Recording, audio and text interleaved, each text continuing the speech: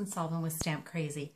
I received this really beautiful card from my friend Leanne Binder, and she actually based it on a card that's in our catalog. It's on page 125, and I'll post both of the pictures with the video or on my blog. But I wanted to show you how to easily line up these letters. Let's get started. First of all, you're going to need the Little Letters Thinlits Dies from Stampin' Up!, which work in your Big Shot. So here's all the letters. They're really a beautiful size for working on cards. Now, a magnetic plate is awesome, and sometimes you can line up your magnetic Thinlits, obviously, on your magnetic platform, and it works beautifully. But, you know, sometimes your magnetic plate gets bent a little bit. So this one here, you can see it's got a little bit of a bow in it. So even if I turn it over, I can kind of line it up, but then they start to move all over the place. So here's a really quick tip on how to get them to line up exactly where you want on your card. So I want the word spring. So I know that my card front is 5.5 inches. So I can see here where 5.5 inches is. And I want to spread it out evenly on my cardstock. And I also obviously want my letters to be straight. So I can just line it up like this. And there we go. And I'm lining it up so that the cutting edge is facing down onto my mat. So just the way I would have it is if it was on a piece of cardstock. The next thing I'm going to do is bring in, this is frog tape, you know, the tape that you use for painting. So it's a bit of a low tack, and I want a piece that's long enough to go over all my letters. And I just, tape side down, I'm just going to press my letters into my tape.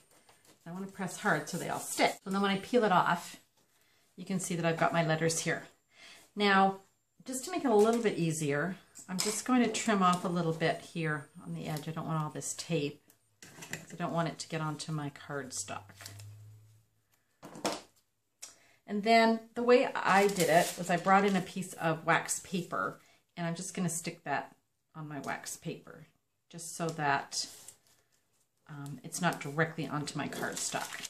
Here's the cardstock, and here's my spring, and I'm just going to put my magnetic plate and my